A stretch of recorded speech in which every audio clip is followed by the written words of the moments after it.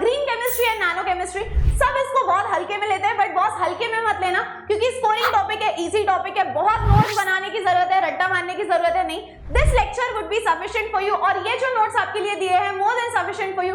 You can download the notes from the same video description में and go through the entire video. I know तुम लोग 2x पे सुनते हो तो उस पे सुनो, बट सुनो चैप्टर स्किप मत करो क्योंकि स्कोरिंग है। I hope you enjoy the video.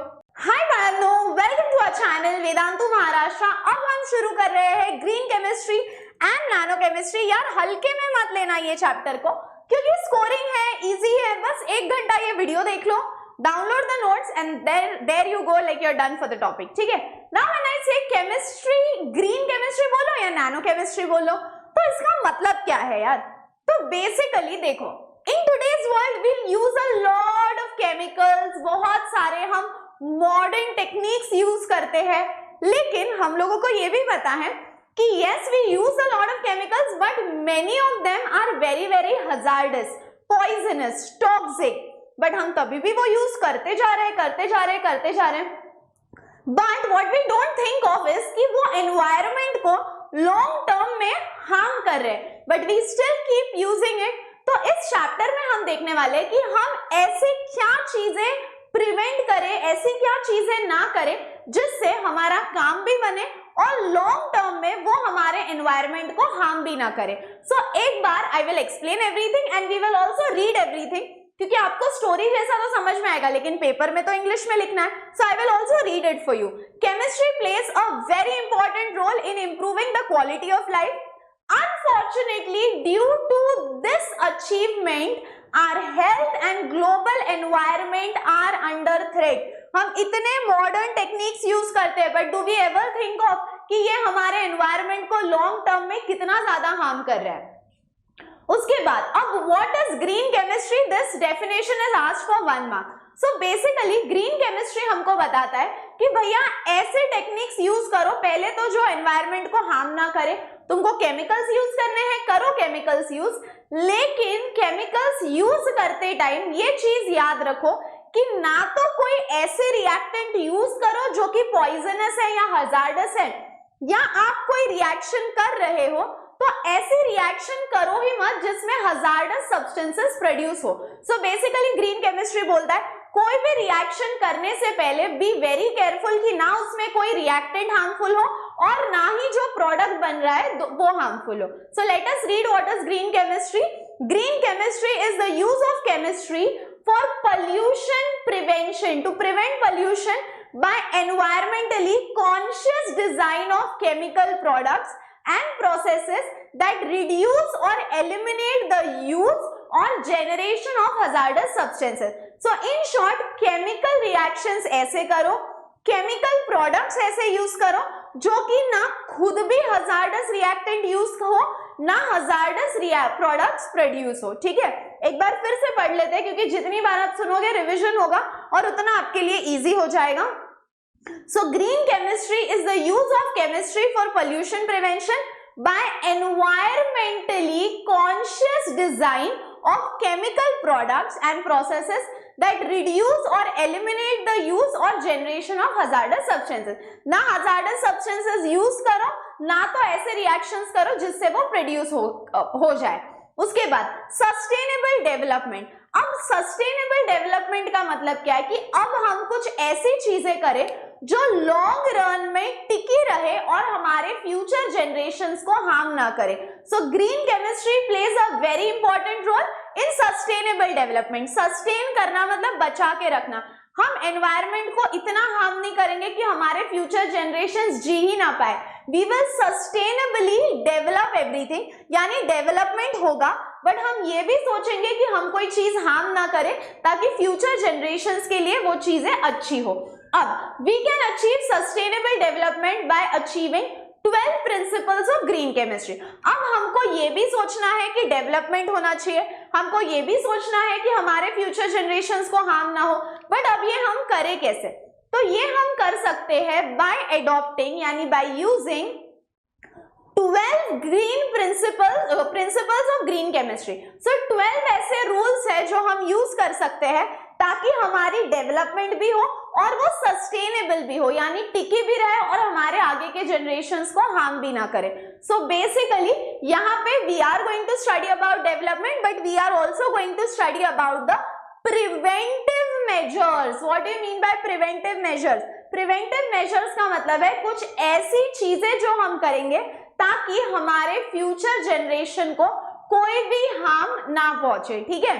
अब देखो, sustainable development is the development that meets the needs of the present. जैसे मैंने बोला, हम अभी भी डेवलप हो रहे हैं, हमें उसका अभी भी फायदा होना चाहिए। That meets the needs of the present without compromising the ability of the future generation to meet their own needs.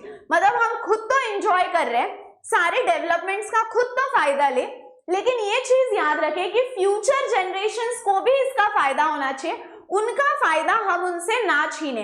Without compromising the ability of the future generations to meet their own needs. So हम भी अपने needs पूरे करेंगे और future generations को भी अपने needs पूरे करने देंगे। अब ऐसे कौन से 12 प्रिंसिपल्स है ग्रीन केमिस्ट्री के, ऐसे कौन से 12 रूल्स है जो अगर हम फॉलो करेंगे तो we will also develop and we will sustainably develop, यानी टिकाऊ, सस्ता, सुंदर, टिकाऊ इलाज क्या हो सकता है इसका, वो हम देखेंगे। सो सबसे पहला प्रिवेंशन ऑफ वेस्ट और बाय प्रोडक्ट। सो अब पहला चीज कि इंडस्ट्री में बहुत सारे केमिकल रिएक्शंस होते हैं। There are a lot of chemical reactions that takes place on industrial level. अब ये जो chemical reaction industrial level पे होते हैं, इसमें एक चीज हमको ये याद रखनी है कि reactions ही ऐसे करो, carry out ऐसे reactions जो ज्यादा वेस्ट या ज्यादा बाय प्रोडक्ट बनाई ना, क्योंकि ज्यादा वेस्ट बनेगा, ज्यादा बाय प्रोडक्ट बनेगा तो वो ज्यादा एनवायरमेंट को हार्म करेगा। सो ट्राई टू यूज ऐसे प्रोडक्ट्स या ऐसे केमिकल रिएक्शंस जो ना ज्यादा वेस्ट जनरेट करे और ना ज्यादा बाय प्रोडक्ट जनरेट करे, क्योंकि बाय प्रोडक्ट जनरेट नहीं होगा तो कोई वेस्ट जनरेट नहीं होगा, वेस्ट जनरेट नहीं होगा तो ultimately we are not harming the environment. अब पढ़ते हैं क्या है। Effluent coming out from cleansing of machinery parts may be used as a coolant water in thermal power station. उसके बाद गुड एटम, हाँ अभी ये हो गया first one, prevention of waste और बाय प्रोडक्ट। प्रिवेंशन और वेस्ट ऑफ बाय प्रोडक्ट, ये आप प्रिंसिपल आपके दिमाग में याद रख सकते हो, बट इसके अंदर आप खुद अपना एक्सप्लेनेशन लिख सकते हो कि carry out the reactions which do not produce a lot of waste or byproducts, because the waste or the byproduct जो हम यूज नहीं कर सकते हैं effectively, they will harm the environment. या ऐसे रिएक्शंस कैरी आउट करो जिसमें बाय प्रोडक्ट बने बट वो बाय प्रोडक्ट यूजफुल भी हो, वेस्ट ना हो, क्योंकि अगर वो वेस्ट होगा तो ultimately we are harming the environment. So prevention और वेस्ट बाय प्रोडक्ट, तो इसमें हम लिखेंगे carrying out the reactions which do not produce a lot of waste or which do not produce a lot of byproducts. Second, atom economy बहुत ज्यादा important है। कभी कभी प्रिंसिपल्स ऑफ ग्रीन केमिस्ट्री की definition, principles of green chemistry और write a note on atom economy भी question आता है। अब what is the meaning of atom economy?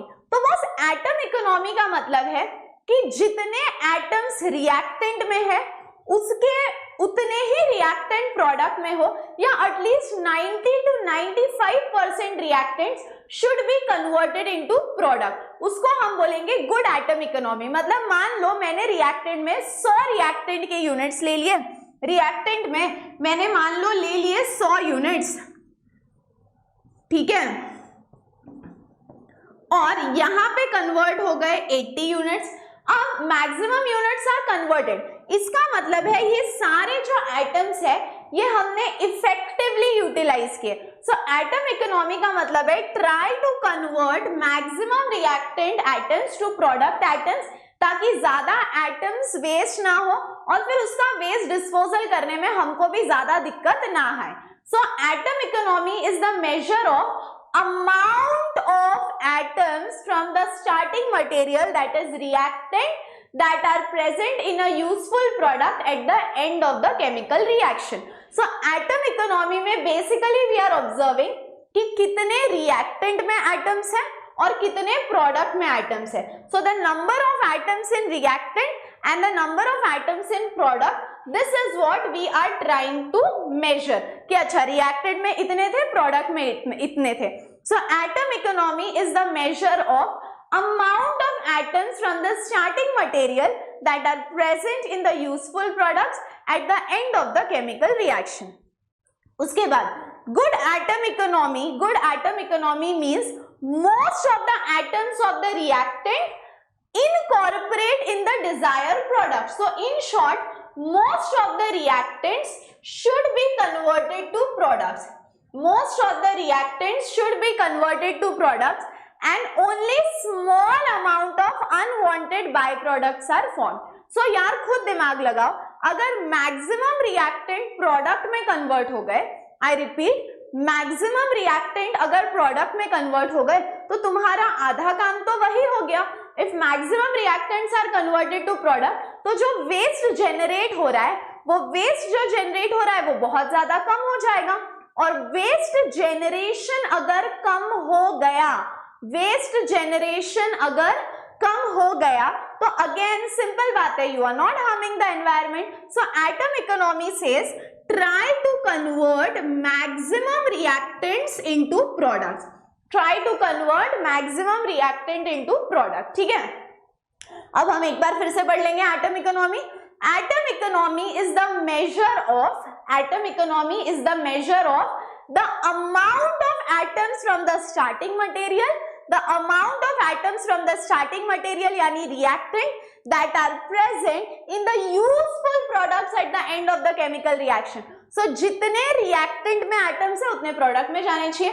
Good atom economy है, ये हम कब बोल सकते हैं? So good atom economy means most of the atoms of the reactant are incorporated in the desired product and small amount of unwanted byproducts are formed and hence lesser problems of waste disposal. So अगर maximum convert हो गए तो बहुत कम बचेंगे, बहुत कम बचे तो waste disposal के बारे में फिर डिस्कस नहीं करना पड़ेगा.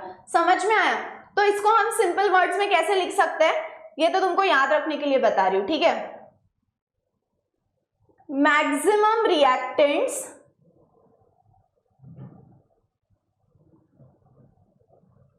should be converted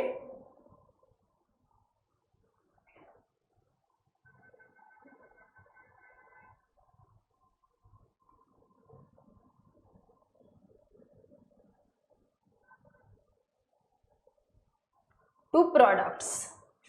तब हम बोल सकते हैं that it is a good atom economy.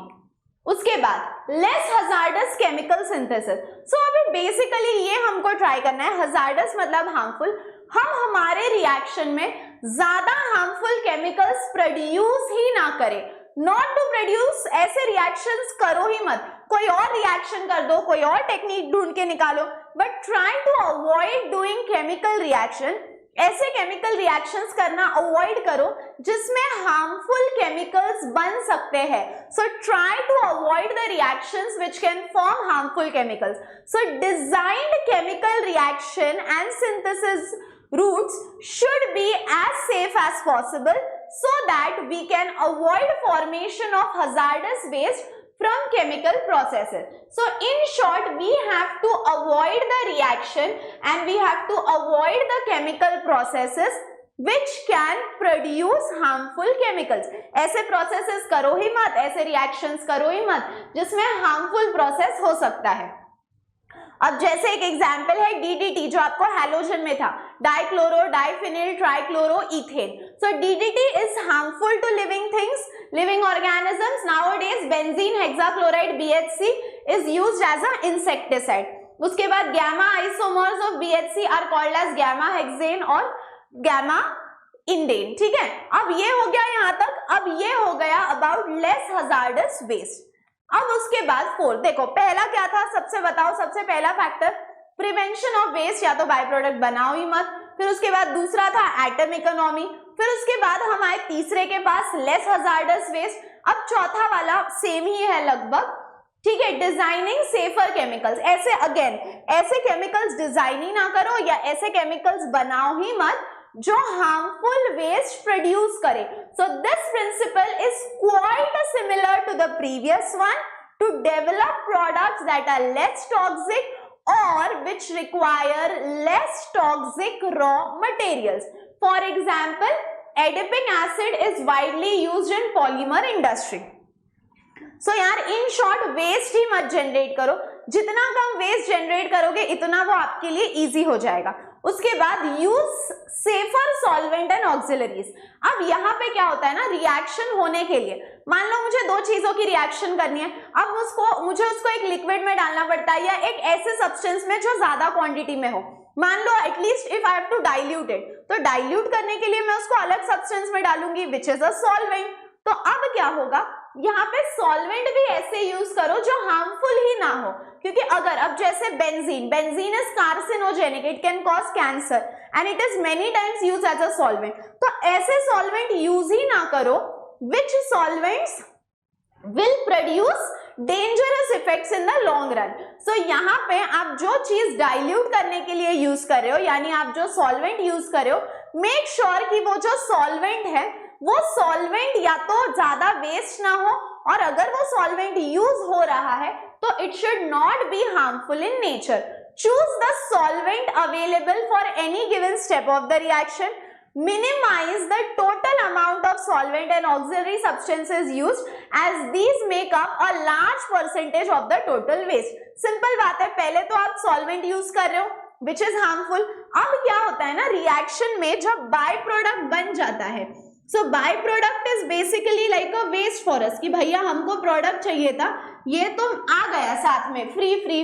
तो क्या होता है ना, बाय प्रोडक्ट जो होता है, वेस्ट जो होता है, उसमें 90% आपका सॉल्वेंट आ जाता है.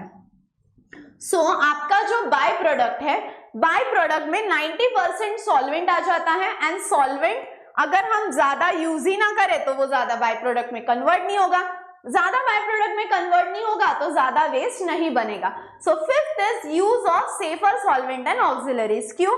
क्योंकि मैक्सिमम 90% बाय प्रोडक्ट में यूज होता है solvent, and solvent is again harmful in nature. बढ़े आगे, चलो उसके बाद डिजाइन फॉर एनर्जी डेफिशिएंसी. अब देखो सबसे इंपॉर्टेंट, अगर आपको केमिकल रिएक्शन करनी है तो आपको उसको एनर्जी देनी पड़ेगी. अब हम क्या करते हैं, एनर्जी देने के लिए ना कुछ एकदम खतरनाक वाले एक्सोथर्मिक वाले रिएक्शंस कराते हैं. एक्सोथर्मिक यानी which release heat so that energy will be given. So हम बेटर है कुछ ऐसे रिएक्शंस कैरी आउट करें जिसको ज्यादा एनर्जी ना लगे, and those reactions should be carried out at room temperature. So we should try doing the reactions जिसको बहुत एनर्जी, बहुत हीट, इलेक्ट्रिसिटी ये सब ना लगे. हम ऐसे रिएक्शंस करें which should be carried out at room temperature, ताकि ना ज्यादा एनर्जी वेस्ट हो और ना ज्यादा अननेसेसरी प्रोडक्ट्स बने. So chemical synthesis should be design to minimise the use of energy. कम से कम एनर्जी का यूज करो. और दूसरा, it is better to minimize the energy by carrying out reactions at room temperature. So better है reactions को room temperature पे carry out करो so that ज्यादा energy नहीं लगेगी. Clear है? Energy से याद आया, now I am एकदम low energy, give me 1 minute break, पानी पीने दो मुझे. आज पता है, आज I recorded chemical kinetics, क्योंकि मैं कमेंट्स पढ़ रही थी कि मैम बायोमोलिक्यूल्स ले लो, मैम केमिकल काइनेटिक्स ले लो. बैक टू बैक मैंने वो रिकॉर्ड किया, और फिर अब ये ग्रीन केमिस्ट्री कर रही हूँ, और फिर आफ्टर दिस मैं क्या करूँगी, लंच करूँगी, और फिर मैं उसके बाद तुम्हारे लिए सारे फिजिकल केमिस्ट्री के जो डेरिवेशंस है उसका एक वीडियो करने वाली हूँ. तो उसके लिए मुझे खा के एनर्जी बचानी पड़ेगी, क्योंकि लंच के बाद नहीं, मैं रिचार्ज हो जाऊंगी ना लंच के बाद, फिर मैं वो वीडियो शूट करूंगी फिजिकल केमिस्ट्री वाला. सारे डेरिवेशंस पूरे 6 के 6 चैप्टर्स तुमको एक में मिल जाएंगे. Solid state, solution, ionic equilibrium, chemical thermodynamics, electrochemistry and chemical kinetics, all the videos.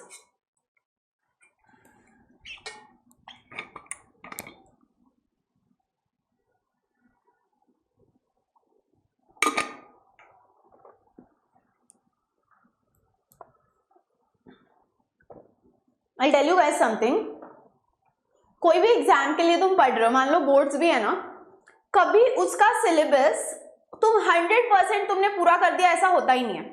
कि जैसे मान लो इफ यू से बोर्ड्स का एग्जाम हो गया, बट बोर्ड्स के एग्जाम के केमिस्ट्री का पेपर हो गया, केमिस्ट्री के पेपर के बाद भी तुमको लेगा यार मैंने ना इलेक्ट्रोकेमिस्ट्री अच्छे से करना चाहिए था या मैंने काइनेटिक्स अच्छे से करना चाहिए था, तो कोई एग्जाम को तुम जाके बैठ भी जाओ तब तक तुम सेटिस्फाई नहीं होते। तो ना कॉम्पिटेटिव एग्जाम का एक फंडा होता है, जो ये फंडा समझ गया उसका निकल गया, समझ लो कि आप ये नहीं है कि बहुत सारी चीजें पढ़ो, बट आप जितनी चीजें पढ़ रहे हो ना वो अच्छे से पढ़ो, ताकि मेरे को बताए मान लो 16 चैप्टर है, 16 में से मैंने 13 ही कर लिए, मान लो I have done only 13, I have left the more 3 chapters, but make sure कि 3 चैप्टर्स छोड़े हैं ना, कोई बात नहीं, देखो भी मत, वो चैप्टर्स का मुंह भी मत देखो, लेकिन जो बाकी 13 चैप्टर्स किए वो एकदम टॉप क्लास होने चाहिए।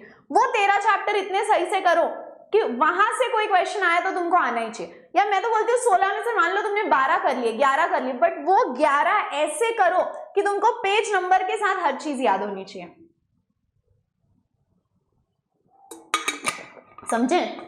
सो डोंट बी लाइक कि oh shit I have to do the whole syllabus, क्योंकि यार पेपर खत्म होने के बाद भी तुम लोगों को फील होगा कि अरे यार ये बचा है, वो बचा है, वो बचा है, ठीक है? तो इसीलिए वो चीजें मत करो, जितना कर रहे हो एकदम अच्छे से करो, ठीक है? तो ये मत स्ट्रेस लो कि यार सिलेबस कब होगा, मैं करूंगा क्या, इतना एग्जाम को इतने दिन बाकी है, I don't know how I will cover, ये सब सोच के स्ट्रेस मत लो। जितने चैप्टर्स किए हैं बहुत सही से करो, उस चैप्टर्स के पीवाईक्यूज अच्छे से करो, एक्सरसाइज क्वेश्चन करो और यार चिल रहो, हो जाएगा, ठीक है? स्ट्रेस कम लो ताकि पढ़ाई ज्यादा हो, क्योंकि ये मेरा फंडा है, stress is inversely proportional to studies, more the stress you take less the study and less the stress you take more the study, ठीक है? चलो बढ़े आगे। Use of renewable feed stocks. अब ये फीड स्टॉक्स क्या होता है, तो देखो the perspective of this principle is largely towards petrochemicals. Perspective मतलब व्यू, नजरिया। अब used chemicals which are made from renewable plant based sources rather than crude oil. देखो अब कुछ कुछ केमिकल्स ऐसे हैं जो हमको अर्थ के सरफेस के नीचे से मिलते हैं, अब हम क्या करते हैं, हम अर्थ के सरफेस के अंदर जितने भी नेचुरल रिसोर्सेज है, मतलब जो अर्थ के सरफेस के अंदर है, वो निकालते हैं, हम एवरी टाइम एक्सट्रैक्ट करते हैं और वो यूज करते हैं। Instead of that let us try to use the chemicals which are renewable. Renewable का मतलब क्या है?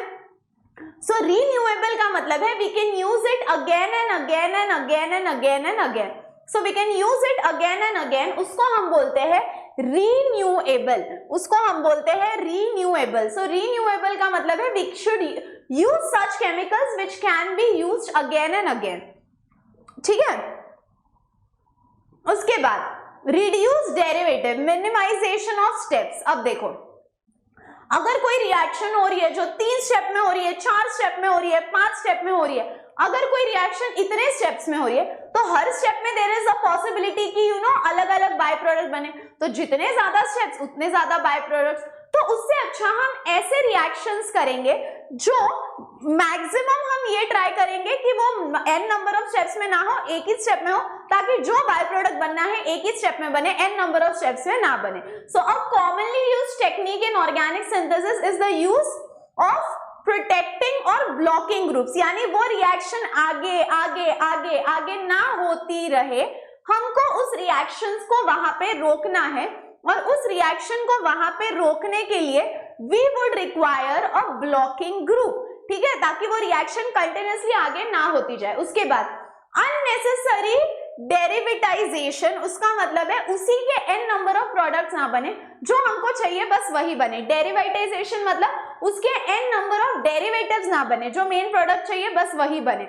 सो देखो फॉर एग्जांपल इंस्टॉलेशन या removal of no use of protection groups should be, अब देखो, मिनिमाइज्ड और avoided if because of such steps required additional reagents can generate waste. So in short, whenever you are doing a chemical reaction, make sure कि वो reaction वहां पे stop हो जाए। अब वो reaction वहां पे stop होने के लिए you would require a blocking group, और ये जो blocking group है, ये जो ब्लॉकिंग ग्रुप है, इस ब्लॉकिंग ग्रुप आपको क्या करेगा, जहां रिएक्शन रोकनी है वो वहां रोकेगा, जहां रिएक्शन रोकनी है वो वहां रोकेगा, पॉइंट 1, और अननेसेसरी डेरिवेटिव्स बनाने से उसको स्टॉप करेगा। सो जो मेन प्रोडक्ट चाहिए आपको वही मिलेगा। उसके बाद यूज ऑफ कैटलिस्ट। अब यूज ऑफ कैटलिस्ट का मतलब क्या है? What is a catalyst? So in short, catalyst is a substance which will increase the rate of reaction। खुद रिएक्शन में पार्टिसिपेट करेगा नहीं करेगा, लेकिन रिएक्शन को स्पीड अप करेगा। ठीक है, अब इधर तक तो सबको पता है। अब कैटलिस्ट जनरली क्या करता है, ध्यान से पढ़ो। Use of catalyst in the chemical reaction speeds up its rate, point 1। उसके बाद catalyst helps increase selectivity, minimise waste and reduce reaction time and energy demand. अब क्या होता है, अगर कैटलिस्ट दो तो रिएक्शन फास्ट होगी, अगर कैटलिस्ट नहीं दो तो reaction slow slow slow slow slow slow होती रहेगी। अब रिएक्शन अगर इतनी स्लो हो रही है तो उसके वजह से क्या होगा, जितना टाइम रिएक्शन को लगेगा उतनी उसमें एनर्जी चली जाएगी। अब उतनी एनर्जी उसमें चली जाएगी और फिर जो प्रोडक्ट वेस्ट बनेगा वो बाय प्रोडक्ट भी ज्यादा बनेगा। उससे अच्छा try to use a catalyst so that आपका रिएक्शन भी फटाफट हो, ताकि ज्यादा एनर्जी ना यूज हो और जो आपका वेस्ट बन रहा है वो भी मिनिमाइज हो। So use of catalyst in the chemical reaction speeds up its rate, point 1। दूसरा, catalyst helps increase selectivity, minimise waste and reduce reaction time and energy demand.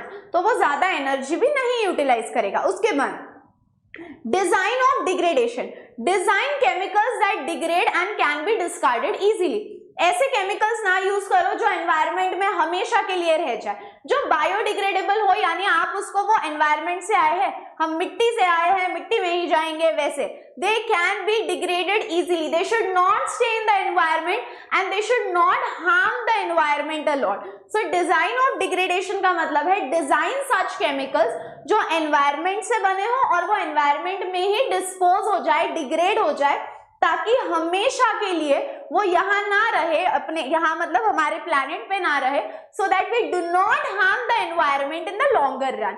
उसके बाद ensure that both the chemicals and their degradation produced are not toxic. फिर उसके बाद और environmental persistence. Environmental persistence मतलब they should not stay in the environment forever. आप उनको degrade करो तो वो वहां से निकल जाने चाहिए। सो डिजाइन फॉर डिग्रेडेशन का मतलब है कि ऐसे केमिकल्स डिजाइन करो जो इजीली डिस्कार्ड हो जाए, जो इजीली एनवायरनमेंट में चले जाए, ताकि वो और एनवायरनमेंट में ज्यादा टाइम ना रहे। शुडंट परसिस्ट एनवायरमेंटली, इसका मतलब है दे should not stay in the environment for ever.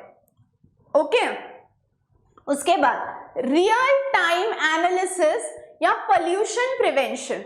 इसका मतलब क्या है कि जब रिएक्शन हो रही है, रियल टाइम एनालिसिस का मतलब है कि जब वो रिएक्शन हो रही है और हमको पता है कि अब हार्मफुल प्रोडक्ट बनना शुरू हो गया, तो हमको तभी पता चलना चाहिए। ऐसा मैकेनिज्म डिजाइन करो। ये मत करो कि अरे रिएक्शन हो रही है, बाय प्रोडक्ट बन गया, वो हार्मफुल है, और बनने के बाद हमको पता चला, वाह बेटा चिड़िया चुग गई खेत, चुग गई, खा गई खेत। समझ गए ना तुम? फीलिंग समझो मेरी, ठीक है? इसका मतलब क्या आहे, सगळं कांड झाल्यावर मग तुम्हाला कळालं तर त्याचा काय उपयोग आहे? तो कांड होने के पहले पता चलना चाहिए। सो रियल टाइम एनालिसिस का मतलब है कि अगर आपको रिएक्शन, ऐसी रिएक्शन डिजाइन करो जहां पे आपको दिखे कि ओ हार्मफुल प्रोडक्ट बन रहा है, उसको रोको और रिएक्शन को वही के वही स्टॉप करो, ताकि और बड़ा कांड होने से रुक जाए। So real time analysis, pollution prevention. Analytical methods need to be further develop. ऐसा डेवलपमेंट करो, ऐसा फोड़ू डेवलपमेंट करो ना, to allow the real time in process monitoring and control prior to the formation of hazardous product. यानी ऐसा फाड़ू technique जिससे तुम उस पर इतना ध्यान रखो, इतना मॉनिटर करो कि हजार्डस प्रोडक्ट बनने के पहले ही तुमको पता चल जाए कि अब कांड होने वाला है। So prior to the formation of hazardous substances. समझ में आया? इसको हम बोलते हैं रियल टाइम एनालिसिस और पोल्यूशन प्रिवेंशन। उसके बाद safer chemistry for accident prevention. We need to develop chemical processes that are safer and minimise the risk of accident. ह्याच्यात काय समजावू? काही आहे समजावण्यासारखं? नाही। Very good. उसके बाद the role of green chemistry. अभी why do we need green chemistry? मैंने अभी तो बोला कि हम सारा यूज करके चले जाएंगे, फिर तुम्हारे बच्चे, बच्चे के बच्चे, बच्चे के बच्चे सारे रोते रहेंगे, बोलेंगे हमारी दादी, दादा, परदादी सारा कांड करके चले गए, अब मेरे को ना इधर कुछ यूज करने को है, ना कुछ सही एनवायरनमेंट बचा है मेरे जीने के लिए। ठीक है, तो बेटा अपने को मरने से पहले सिर्फ खुद के बारे में नहीं सोचना, तुम्हारे बच्चों के बारे में सोचना है, उनके बच्चों के बारे में, उनके बच्चों के बारे में। सो यही तो मेन है इस चैप्टर का मुद्दा कि सेल्फिश मत बनो, अपने बच्चों के बारे में सोचो। ठीक है, इसका मतलब सस्टेनेबल डेवलपमेंट, ऐसी डेवलपमेंट करो कि तुम्हारे बच्चों के लिए भी कुछ बचे। ठीक है, नहीं तो तुम तो मर जाओगे, उनको बेचारों को क्यों जिंदा मार रहे हो। देखो, the green chemistry approach recognizes that the earth does have a natural capacity of dealing with much of the waste and pollution that society generates. It is only when that capacity exceeds that we become unsustainable. इसका मतलब क्या है कि देखो, अर्थ के पास उतनी क्षमता है, उतनी पावर है, अर्थ के पास उतनी क्षमता है, उतनी पावर है कि वो ये सारा कचरा, ये सारा पोल्यूशन अपने आप में समा ले। लेकिन सबका बर्दाश्त करने का एक लेवल होता है, एक पेशेंस होता है। अगर हमने उस पेशेंस के अबाव पोल्यूशन किया, उस पेशेंस के ऊपर हमने अगर पोल्यूशन कर दिया या वेस्ट जनरेट किया, तो और बोलेगा भैया अब देख मैं भी तेरी हेल्प नहीं कर पाऊंगा, और फिर हम बन जाएंगे अनसस्टेनेबल। यानी अब हमारा कोई भरोसा नहीं, क्योंकि अभी अर्थ ने ही हाथ ऊपर कर दिए। सो पॉइंट समझो, अर्थ जो है उसके पास क्षमता है, तुम जो भी गंदगी कर रहे हो वो बेचारा अपने में समा रहा है, लेकिन जिस दिन उसका कैपेसिटी एक्सीड हो गया, उसके कैपेसिटी से ज्यादा तुमने गंद बचा दी, उस दिन हम हो जाएंगे अनसस्टेनेबल, यानी ज्यादा दिन हम टिक नहीं पाएंगे। The green chemistry approach recognizes that Earth does have, कि हाँ अर्थ के पास है, Earth does have a natural capacity for dealing with much of the waste and pollution that society generates. It is only when the capacity is exceeded that it will become unsustainable. समझा? फिर उसके बाद to promote innovative chemical techniques that reduce or eliminate the use or generation of hazardous substances in the design, manufacture and use of chemical products. यानी ऐसा use करो, कैसा use करो, ऐसा यूज करो जिससे ज्यादा हार्मफुल चीजें बने ही ना। समझ में आया? चलो आगे बढ़ते हैं। अब चैप्टर का फर्स्ट पार्ट हो गया ग्रीन केमिस्ट्री। अब सेकेंड पार्ट के पास आते हैं नैनो केमिस्ट्री। ग्रीन केमिस्ट्री से कैसे क्वेश्चन आते हैं? Define green chemistry, explain the principles for green chemistry and write a note on atom economy. ये क्वेश्चंस आते हैं from green chemistry. Now we move on to the part 2 of the chapter which is introduction to nano chemistry. अब देखो nano, वो nano car देखिए तुमने, जैसे dancing car जैसी छोटी सी रहती है। So basically nano, the word itself says small, but क्या छोटा है वो बोलना इंपॉर्टेंट है बेटा। तो देखो अब हम पूरा नैनो के बारे में सब डिटेल में पढ़ेंगे। नैनो केमिस्ट्री मतलब छोटे चीजों की पढ़ाई, छोटे चीजों की पढ़ाई, ठीक है। So from clothes, sunglasses you wear, computer, computer की स्पेलिंग कर लिए, computer, hard drives and even cleaning products, nano technology plays a very very important role. हर चीज में कोई छोटी छोटी चीज, जैसे सिम कार्ड, यार सिम देख लो, इतना छोटा सा सिम होता है बट वो हमारे लिए कितना इंपॉर्टेंट है, इतना डेटा उसमें होता है, so very small, very micro, very nano.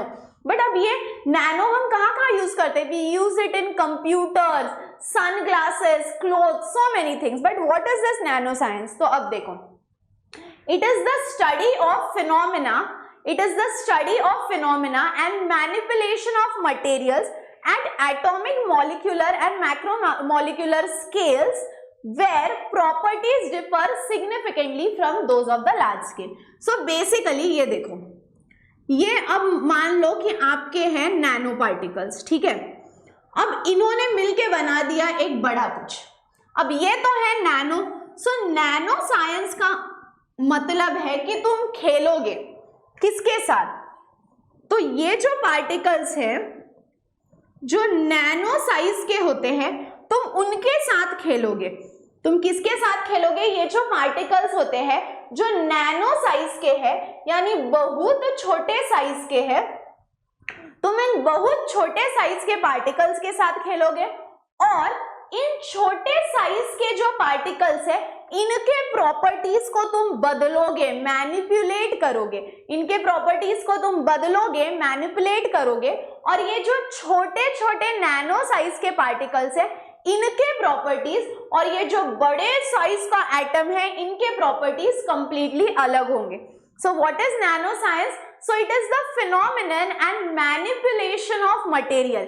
Manipulation of material मतलब उस material के properties हम बदलेंगे at molecular and macromolecular scales, यानी हम इसके properties बदल देंगे, इस तरीके से बदलेंगे कि वो अपने लार्ज स्केल से अलग हो. तो जब वो छोटू है तो उनके प्रॉपर्टीज को मैनिपुलेट कर दो, उनके एटम्स को मैनिपुलेट कर दो ताकि जब वो मिलके बड़ा कुछ बनाए तो वो बड़े वाले के प्रॉपर्टीज कुछ और ही हो. मतलब इन शॉर्ट जब बच्चे छोटे होते हैं तो आप उनको अच्छे संस्कार दो, कुछ अच्छा उनको सिखाओ ताकि जब वो बड़े हो तो वो तुम्हारे जैसे ना बने, कोई अच्छे अलग प्रॉपर्टीज दिखाए. समझे आप? देखो, क्योंकि हम ये क्यों पढ़ रहे ग्रीन केमिस्ट्री? तुम्हारे बच्चों के लिए. तो जो भी हो रहा है वो बच्चों के लिए हो रहा है, तुम्हारे मतलब इस संसार के बच्चे. ठीक है, खुश मत हो जाओ तुम.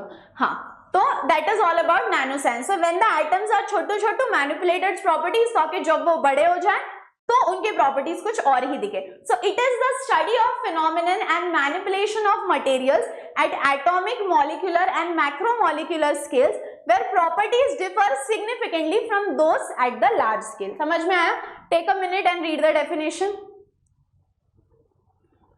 It is the study of phenomena and manipulation of materials at atomic, molecular and macromolecular scale where properties differ significantly from those at large scale. उसके बाद नैनो टेक्नोलॉजी. अब हम क्या करेंगे? ये स्ट्रक्चर्स हमने बनाए, ठीक है. अब ये स्ट्रक्चर्स को हमको यूज करना है, इनके शेप्स को हमको बदलना है. बट ये स्ट्रक्चर्स को यूज करना है, इनके शेप्स को बदलना है. How do we do that? So we are going to change everything about these छोटू पार्टिकल्स. छोटू मतलब नैनो. ये छोटू पार्टिकल्स के हमको बहुत सारी चीजें चेंज करनी है. बट इन छोटू पार्टिकल्स की ये बहुत सारी चीजें हम कैसे चेंज करेंगे? तो using technology. So nano is छोटू और उनका सब कुछ हम बदलेंगे कैसे? Using technology. सो मिलके बना दिया nano technology. It is the design, characterization, production and application of structures, device and system by controlling the shape and size of nanometer scale. So ये जो छोटे particles है इनमें हम बहुत सारी चीजें क्या करेंगे? चेंज करेंगे, उनकी पढ़ाई करेंगे. It is the design, characterization, production and application of structure, devices and system by controlling shape and size of nanometer scale. उसका शेप एंड साइज हम कंट्रोल कर सकते हैं बाय यूजिंग टेक्नोलॉजी. ओके, चलो. वाई नैनो, ये word कहां से आया?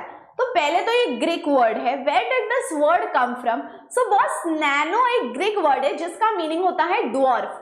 बायो वालों को पता होगा, ड्वार्फ का मतलब है वेरी स्मॉल.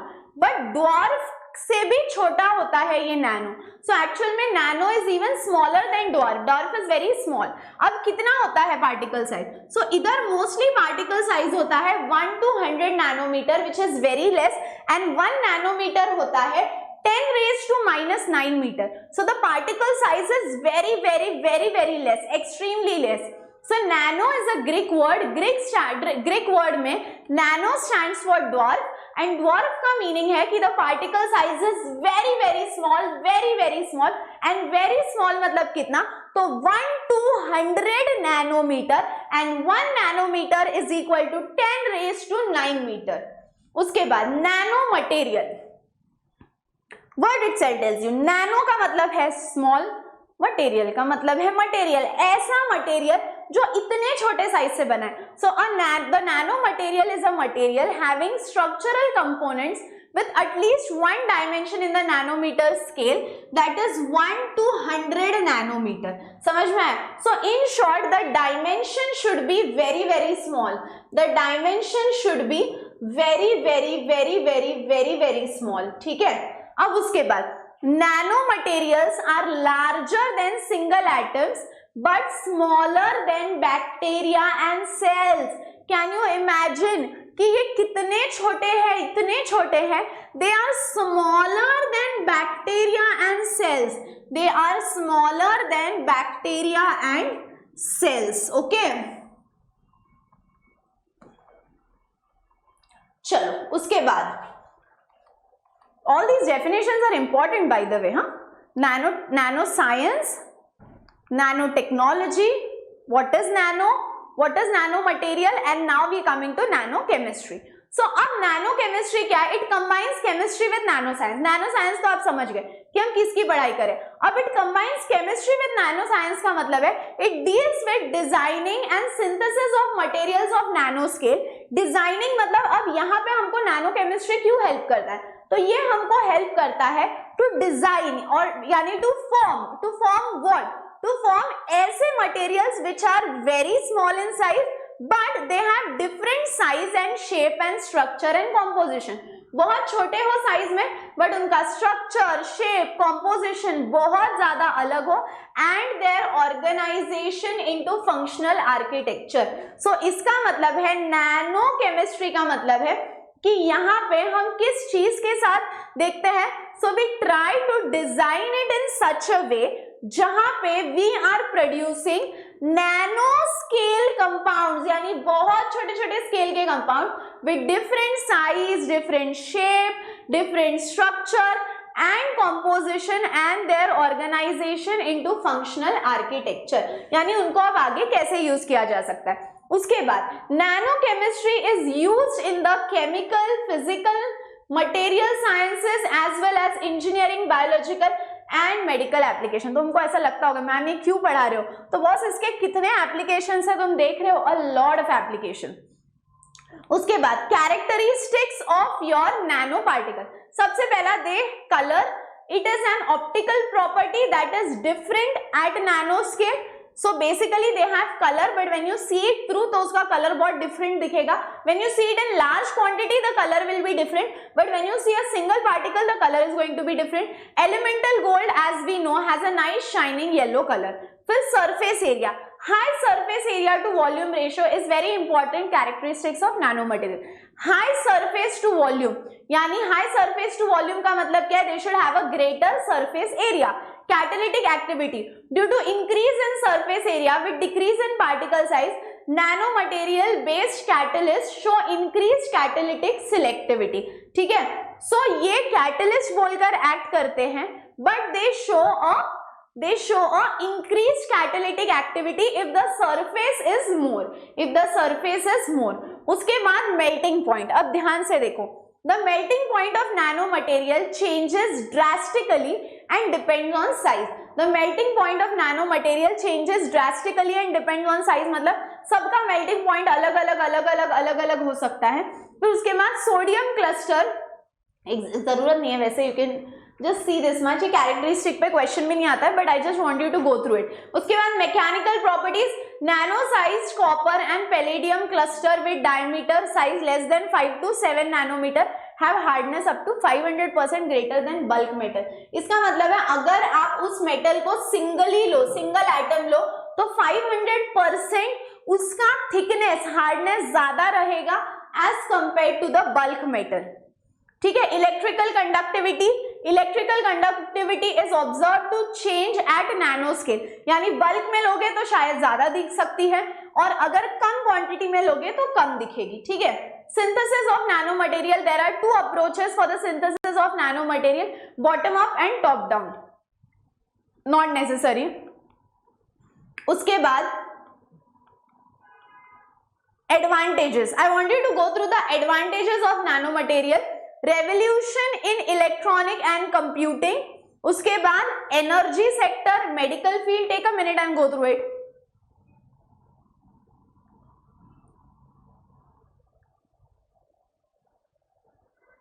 ठीक है. सबसे पहला revolution in electronics and computing. उसके बाद energy sector. Nano technology will make solar power more economical. उसके बाद third medical field, manufacturing of smart drugs helps us cure faster. Disadvantages, अब मैम इतने अच्छे चीजें बताई, क्या इसके डिसएडवांटेजेस है? Yes, it has disadvantages. Despite the possibilities and the advantages that the nanotechnology offers to the world, there also exist certain potential risk, यानी इसमें कुछ risk है। What are the risks? Nanotechnology has raised the standards of living, but at the same time it has increased the pollution which included air pollution। अब आप बोलोगे ना ma'am green chemistry में तो आपने सिखाया सस्टेनेबल सस्टेनेबल सस्टेनेबल, यहाँ पे आपने क्या सिखा दिया? यहाँ पे आपने सिखा दिया नैनो केमिस्ट्री जहाँ पे होता है बहुत सारा पोल्यूशन, गलत बात। उसके बाद the pollution caused by nano technology is known as nano pollution, this is very dangerous for living organisms. तुम खुद सोचो इतने छोटे पार्टिकल्स है, इफ यू ब्रीथ इन आपके जाके लंग्स को प्रॉब्लम हो सकती है, क्योंकि आप इतना हार्मफुल ब्रीथ कर रहे हो, you don't even know, they are so small in size, they will just go inside with air and it can harm your lungs also. Nano particles can cause lung, हाँ देखो, can cause lung damage, inhaled particulated matter can be deposited through the human respiratory tracts and then deposited in lungs। ठीक है, उसके बाद हम बढ़ेंगे आगे। The characteristics of nanoparticles that are relevant for health effects are size, chemical composition and shape। अब हम जाएंगे क्वेश्चंस के पास। I want you to take a screenshot of this, और ये स्क्रीनशॉट लेने के बाद हम जाएंगे आगे। ठीक है, चलो बढ़े आगे। Take a screenshot.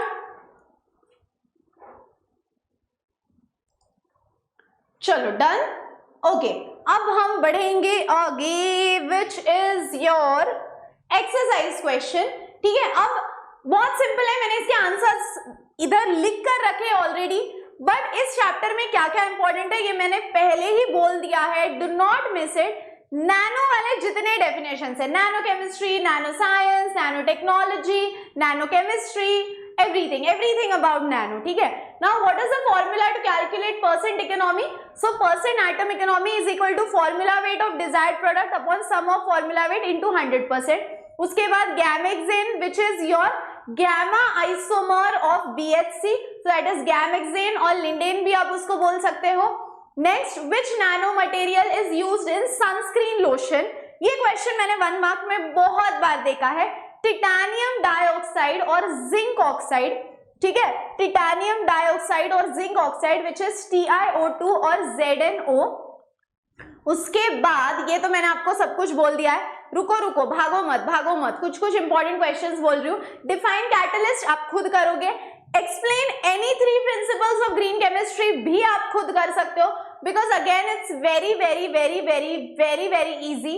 उसके बाद एटम इकोनॉमी पे मैंने बोला था नोट लिखने आता है, और उसके बाद how will you illustrate the principle minimization of steps. मिनिमाइजेशन ऑफ स्टेप्स मैंने आपको बताया था ना कि कैसे कैसे स्टेप्स अगर कम होंगे तो कम जनरेशन होगा, कम एनर्जी लगेगी, तो वो सब आपको बताना है। Example of which flower is an example of self cleaning, ये आप मुझे कॉमेंट करके बताना। ठीक है, I will reply to the comment.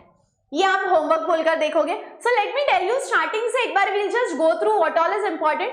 Green chemistry शुरू हो गया। Definition, what is green chemistry, very very important. what is your understanding of sustainable development? Write a note on sustainable development आया तो ये सब लिखोगे। Principles of green chemistry में atom economy बहुत इंपॉर्टेंट है। Prevention of waste by product, atom economy very very important. Less hazardous chemicals, designing safer chemicals, using safer solvent and auxiliaries, design of energy efficiency, use of renewable feed stock, reduce derivative. उसके बाद use of catalyst, design of degradation, real time analysis, safer chemistry, और फिर what is the role of chemistry in our daily life. फिर यहाँ से शुरू होता है नैनो, उसमें इंट्रोडक्शन टू नैनो केमिस्ट्री में नैनो साइंस का पहला डेफिनेशन, नैनो टेक्नोलॉजी का दूसरा। नैनो ये ग्रीक वर्ड क्या है, उसका मीनिंग है ड्वार्फ। फिर नैनो मटेरियल, फिर नैनो केमिस्ट्री, फिर कैरेक्टराइजेशंस में not very much needed, but उसके बाद एडवांटेजेस और डिसएडवांटेजेस करना है। Advantages disadvantages very very important. और फिर क्वेश्चंस में एटलीस्ट मैंने जो क्वेश्चंस लिख के दिए हैं वो क्वेश्चंस तुमको करने ही करने हैं। समझ में आया? क्लियर है सब लोगों को इधर तक? Okay, so that is all about your green chemistry and nano chemistry. But जाने से पहले है एक रिमाइंडर कि बॉस MVSAT आ गया है, which is a online registration test, और ये स्कॉलरशिप टेस्ट है। आप दे सकते हो online from 21 October to 28 October. So कभी भी दो, विन एक्साइटिंग प्राइजेस, और यार बहुत अमेजिंग एक्सपीरियंस रहने वाला है MVSAT का। सो अभी तक रजिस्टर नहीं किया है तो करना, और नोट्स इसी वीडियो के डिस्क्रिप्शन से डाउनलोड करना। So that's all for today my dear students, see you all in the next video. तब तक हंसते रहो, खेलते रहो, खुश रहो, be positive and keep smiling. Bye bye.